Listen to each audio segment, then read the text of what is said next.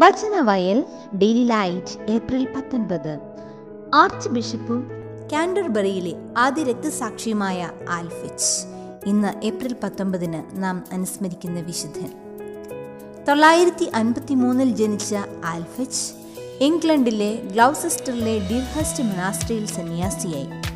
984 ആൽഫിച്ച് Saint Dunstan സ്ഥാപിച്ച ആശ്രമത്തിൻ്റെ അധിപനായി മാറി. സോമർസെറ്റിൽ നിന്നുള്ള അദ്ദേഹത്തിൻ്റെ ശിഷ്യന്മാരിൽ പലരും ബാത്തിലുള്ള അദ്ദേഹത്തിൻ്റെ ആശ്രമത്തിൽ ചേർന്നു. അതേ വർഷം തന്നെ ആൽഫിച്ച് വിൻചെസ്റ്ററിലെ ബിഷപ്പായി. 2 പതിറ്റാണ്ടോളം അദ്ദേഹം അവിടെ സേവനമനുഷ്ഠിച്ചു. ദരിദ്രരെ പാലിക്കുന്നതിലും കഠിനമായ തപശ്ചര്യകളിലും ജീവിതം ചെലവഴിച്ചു.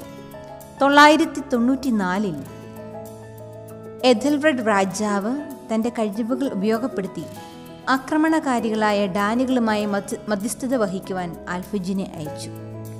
ആൽഫിജുമായുള്ള കൂടിക്കാഴ്ചയുടെ ഫലമായി ഡാനിഷ് തലവൻ അൻലാഫ് ക്രിസ്തുമതത്തിലേക്ക് പരിവർത്തനം ചെയ്തു.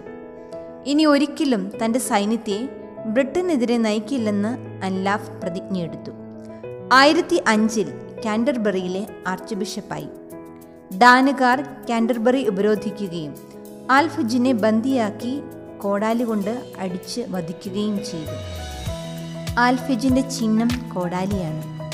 ആൽഫിജിൻ്റെ പൊന്തിഫിക്കൽ വസ്ത്രങ്ങളിൽ തൻ്റെ ആട്ടിൻകൂട്ടത്തെ പ്രതിരോധിക്കുന്ന ഇടയനായി അദ്ദേഹത്തെ ചിത്രീകരിച്ചിരിക്കുന്നു. അദ്ദേഹം ജീവൻ നൽകിയ തിരുവചനം. യോഹന്നാന്റെ സുവിശേഷം 10-ാം അധ്യായം 11-ാം തിരുവചനം.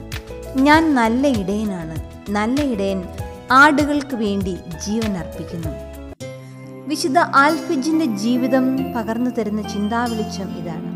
ഭക്തിയും വിശുദ്ധിയും ജീവിത ഉത്തരവാദിത്വങ്ങളും സമഗ്രതയിൽ നിർവഹിക്കണം എന്നതാണ്. നമുക്ക് പ്രാർത്ഥിക്കാം.